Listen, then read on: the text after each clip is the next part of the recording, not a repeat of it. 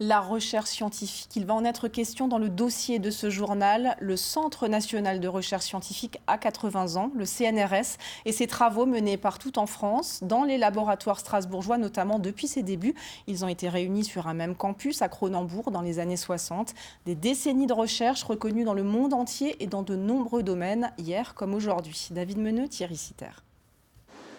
Fabrication d'un polymère, un nouvel espoir dans la lutte contre le cancer. Laboratoire de chimie de l'Institut Charles Sadron. Ici, les chercheurs conçoivent des molécules capables d'acheminer un médicament jusqu'à une tumeur. Plus d'efficacité thérapeutique, moins d'effets secondaires, des années de recherche, mais le chemin est encore long.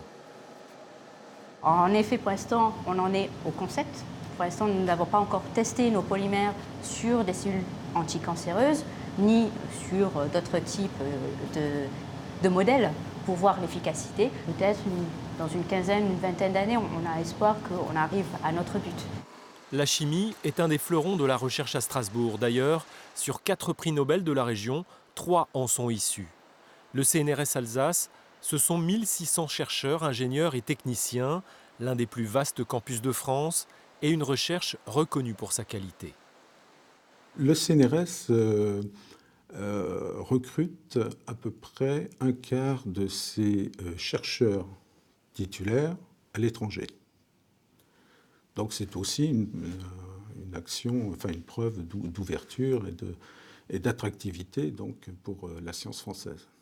Après la guerre, la physique nucléaire a d'emblée été le laboratoire le plus important à Strasbourg.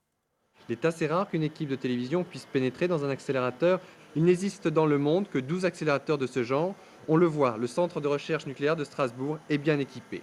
Une renommée en France et dans le monde, avec un accélérateur de particules qui devait apporter une connaissance approfondie du noyau atomique.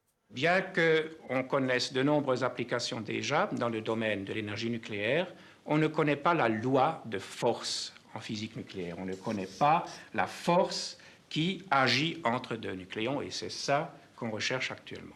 45 ans plus tard, le comportement du noyau atomique est calculé et modélisé. Strasbourg reste une place forte de la physique nucléaire avec une 3e génération d'accélérateurs de particules. Les recherches s'étendent maintenant à l'astrophysique. Autour de nous, dans l'univers, les noyaux sont produits sans cesse dans des étoiles, qui sont comme des grosses marmites, qui produisent tous les noyaux, tous les éléments chimiques qu'il y a autour de nous, qui ensuite sont éventuellement éjectés des étoiles lorsqu'elles explosent, éventuellement. Et on a fait d'énormes progrès en reproduisant ces réactions dans le laboratoire, en étudiant la production de ces éléments dans le laboratoire. Alors ça, c'est très joli parce que c'est le lien entre la physique nucléaire et la vie de l'étoile. L'interdisciplinarité se développe de plus en plus au sein du CNRS.